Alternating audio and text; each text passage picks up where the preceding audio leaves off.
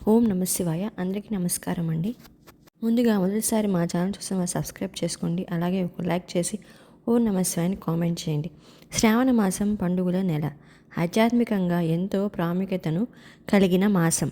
ఈ మాసంలో చేసే పూజలు, వ్రతాలు శుభ ఫలితాలను ఇస్తాయని భక్తుల ప్రగాఢ విశ్వాసం.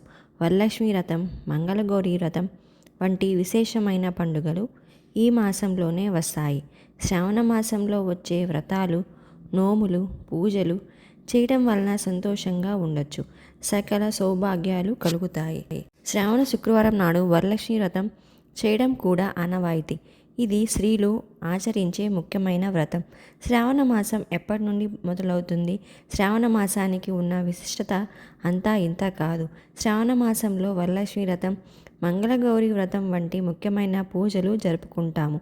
ఈ ప్రతి సంవత్సరం జూలై లేదా ఆగస్టులో లక్ష్మీదేవి పూజలు చేయడం వలన విశేష ఫలితాలను పొందవచ్చు. ఈ మాసాన్ని హిందువులు అత్యంత పవిత్రమైనదిగా భావిస్తారు. ముఖ్యంగా శివుడు, లక్ష్మీదేవి, శ్రీ మహావిష్ణువులకు చాలా ప్రీతికరమైన మాసం. ఈ మాసం వర్షాకాలంలో వస్తుంది. ప్రకృతి పచ్చగా కలకల్లాడుతూ ఆధ్యాత్మిక వాతావరణాన్ని అనుకూలంగా ఉంటుంది.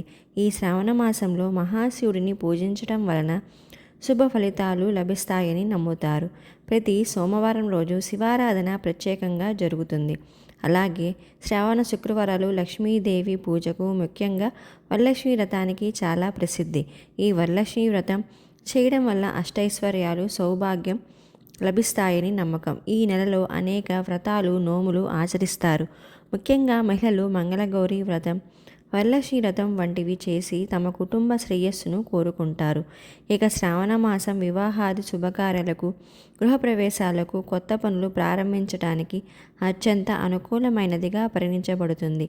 అయితే ఈసారి శ్రావణ మాసం మొదటి రోజు జూలై 25న శుక్రవారం రోజు ప్రారంభం కాబోతుంది. శ్రావణ మాసంలో వచ్చే ప్రతి శుక్రవారానికి చాలా విశిష్టత ఉంటుంది. ఎందుకంటే శుక్రవారం లక్ష్మీదేవికి అంకితం చేయబడింది. అయితే ఈ శ్రావణ మాసంలో లక్ష్మీదేవి వైకుంఠాన్ని వదిలి భూలోకానికి వచ్చి తన భక్తులు చేసే పూజలను వీక్షిస్తూ, నైవేద్యాలను ఆరగిస్తూ ఎంతో సంతోషపడుతుంది. తన భక్తులపై కోరిన కోరికలన్నీ నెరవేరుస్తుంది. మరి ఇంతటి శక్తివంతమైన ఈ శ్రావణ మాసంలో మొదటి శ్రావణ శుక్రవారం రోజున లక్ష్మీదేవికి ఇష్టమైన విధంగా మీ ఇంట్లో పూజ చేసుకుంటే చాలు. ఆ అమ్మవారు మీ పూజలకు పొంగిపోయి మీ ఇంటిపై అష్టైశ్వర్యాలను కురిపిస్తుంది. మొదటి శ్రావణ శుక్రవారం రోజున ఇంట్లో పూజ ఎలా చేసుకోవాలో ఇప్పుడు మనం తెలుసుకుందాం. శ్రావణ మాసంలో వరలక్ష్మి వ్రతమే చాలా ముఖ్యమైనది. ఈ శుక్రవారమే అమ్మవారిని బాగా పూజించాలి అని అంటుంటారు.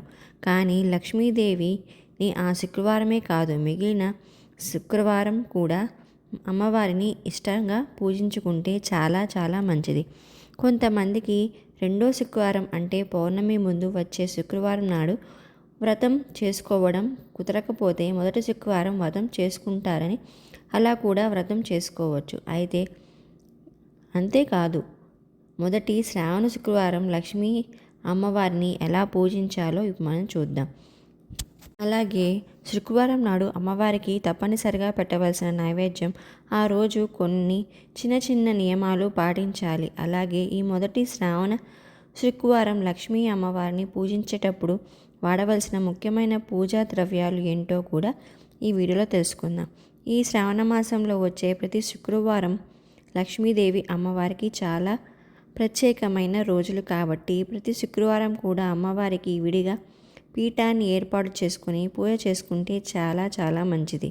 కానీ అందరికీ పీఠం అందుబాటులో ఉండదు కదా. అలా లేని వాళ్ళు పూజా మందిరంలో చేసుకోవచ్చు. ఒకవేళ ఉన్నట్లయితే తప్పకుండా పీఠం వేసుకొని లక్ష్మీదేవిని పూజించాలి. అమ్మవారి ఫోటోని కానీ విగ్రహాన్ని కానీ పెట్టుకొని పూజించాలి. అలాగే ఆ పీట కింద పద్మ ముగ్గు తప్పనిసరిగా వేసుకోవాలి.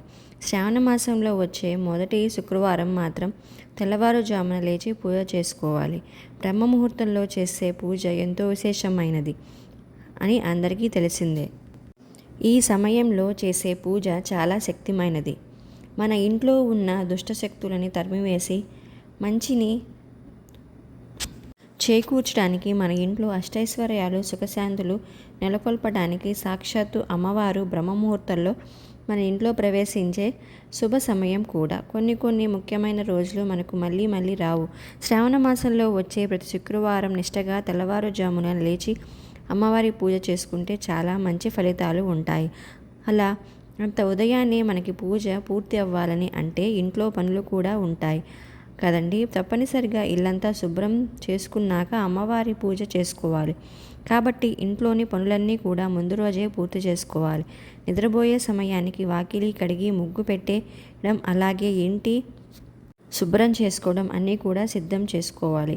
అలాగే పూజ సామాను కూడా క్లీన్ చేసుకోవాలి. ఈ పనులన్నీ ముందు రోజు నైట్ చేసుకుంటే ఉదయాన్నే పూజ చేసుకోవడానికి చాలా సులువుగా అవుతుంది. ఇంటి పని అయిపోయింది కదా, మళ్ళీ తుడవాలా అన్న డౌట్ కూడా చాలామందికి వస్తుంది. మీరు నైట్ ఎంత క్లీన్ చేసుకున్నా మార్నింగ్ తప్పనిసరిగా చీపిరితో పైపైన క్లీన్ చేసుకోవాల్సిందే. అలా క్లీన్ చేయకుండా ఉండకూడదు. దానికి ఎక్కువ సమయం పట్టదు. కాబట్టి చేసుకొని అయిన తర్వాత ముందుగా మనం నీటుగా రెడీ అయ్యాక అప్పుడు అమ్మవారిని పూజ చేస్తే చాలా మంచిది. అమ్మవారిని పూజించడం కోసం ఏ ఫోటో అయినా పెట్టుకోవచ్చు. మీ దగ్గర అష్టలక్ష్మి ఫోటో ఉంటే ఆ ఫోటో పెట్టుకోవచ్చు, లేదా లక్ష్మీదేవి ఫోటో అయినా పెట్టుకోవచ్చు. ఇద్దరు లక్ష్మీ నారాయణుడి కలిసి ఉన్న ఫోటో పెడితే చాలా చాలా మంచిది. అమ్మవారి విగ్రహం పెట్టుకొని ఆ విగ్రహానికి పూజ చేసుకోవచ్చు. విగ్రహం లేకపోతే పసుపు ముద్దలతో కూడా అమ్మవారిని చేసుకొని పూజ చేసుకోవచ్చు.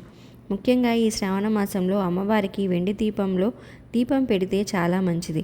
అలాగే దీపంలో ఆవు నెయ్యితో దీపారాధన చేస్తే చాలా చాలా శ్రేష్టం. అమ్మవారిని పూజించడం వచ్చిన వాళ్ళు షోడశోపచారాలతో ఆ పూజ చేసుకుంటే చాలా మంచిది.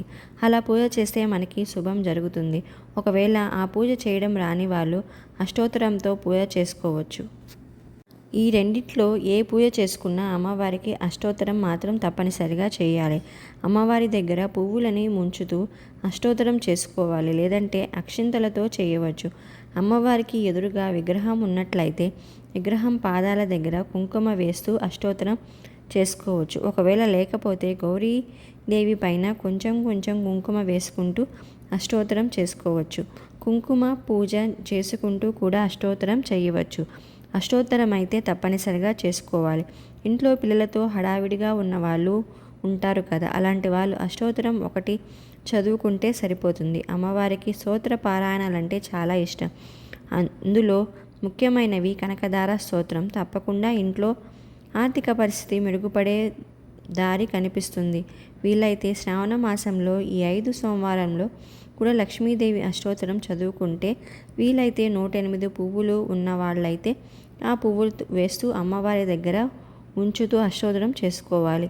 ఇప్పుడు ఉన్న రోజుల్లో చాలామందికి వీలు కాక ఉద్యోగాలు చేసేవారు, ఇంట్లో పిల్లలతో సమయం కుదరని వాళ్ళు, హడావిడి ఉన్నవాళ్ళు కూడా ఉంటారు కదా. ఇలాంటి వాళ్ళు అష్టోత్తరం ఒకటి చదువుకుంటే సరిపోతుంది. అమ్మవారికి స్తోత్ర పారాయణం అంటే చాలా ఇష్టం. అందులో ముఖ్యమైనది కనకదార స్తోత్రం తప్పకుండా పఠించాలి. శ్రావణ మాసంలో శుక్రవారం వీలైనంత వరకు చదువుకోండి. అది కొంచెం కష్టంగా ఉంటుంది. చదవటం రాని వాళ్ళు కనీసం ఫోన్లో పెట్టుకొని చదువుకుంటూ వింటూ ఉంటే మనసు చాలా ప్రశాంతంగా అనిపిస్తుంది. అంత శక్తివంతమైన ఆ కనకదార స్తోత్రం, అలాగే మహాలక్ష్మి అష్టకం అవి చదువుకుంటే చాలా మంచిది. బ్రహ్మముహూర్తంలో పూజ అంటే మామూలు విషయం కాదు. అందులో చాలా శక్తి ఉంటుంది. ఈ పూజ అనేది ఉదయం 5 నుంచి 6 లోపల మన పూజ పూర్తవ్వాలి. ఒకసారి మీరు తెల్లవారుజామున పూజ చేసి చూడండి, మీకే అర్థమవుతుంది. మనసు చాలా ప్రశాంతంగా ఉంటుంది. ఇంట్లోకి కూడా శుభశకునాలు కనిపిస్తాయి. కుదిరితే సుగంధ ద్రవ్యాలు వేయడానికి ప్రయత్నించండి. ఇల్లంతా మంచి సువాసన వస్తుంది. ఇలా చేస్తే ఇంట్లో ఉన్న నెగిటివ్ ఎనర్జీ మొత్తం కూడా బయటికి వెళ్ళిపోతుంది. ఇంటి మొత్తం 4 మూలల కూడా సాంబ్రాణి ధూపం తప్పకుండా వేయాలి. అలాగే అమ్మవారికి నైవేద్యం ఏమి సమర్పించాలి? శ్రావణ మాసంలో ఈ 5 శుక్రవారాల్లో ఏదో ఒక వండిన నైవేద్యాన్ని అమ్మవారికి పెట్టండి. అంటే ఆవు పాలతో చేసిన పరమాన్నం అంటే లక్ష్మీదేవికి చాలా ఇష్టం. ఆవు పాలు దొరకని పక్షాన ఏ పాలైనా సరే ఉపయోగించి అమ్మవారికి పరమాన్నం వండి నైవేద్యంగా పెట్టాలి.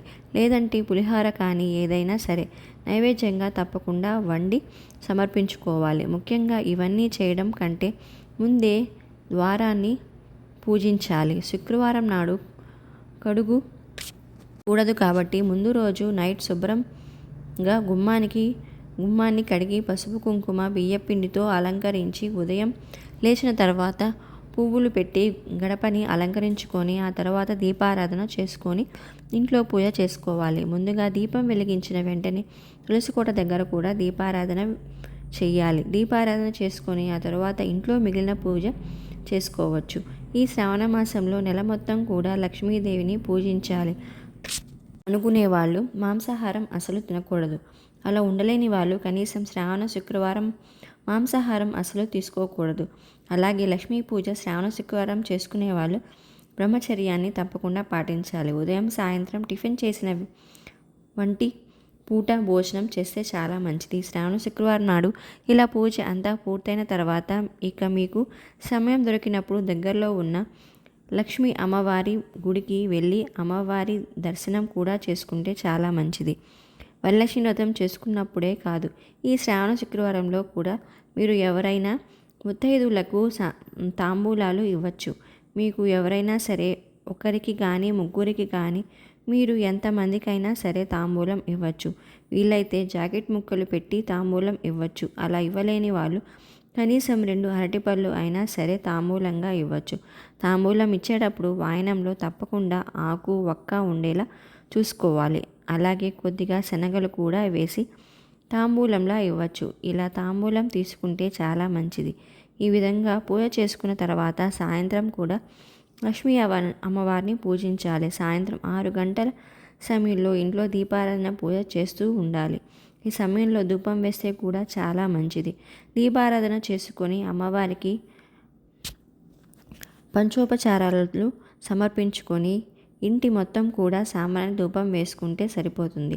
అలాగే మీ దగ్గర ఉన్న పాలు పళ్ళు తేనె ఇలా ఏదైనా సరే నైవేద్యంగా పెట్టి అమ్మవారికి సమర్పించి పూజలు పూర్తి చేసుకోవచ్చు. ఈ వీడియో కనుక నచ్చితే తప్పకుండా లైక్ చేసి షేర్ చేయండి. మరిన్ని మంచి వీడియోస్ కోసం మా ఛానల్ని సబ్స్క్రైబ్ చేసుకోండి. Thank you for watching.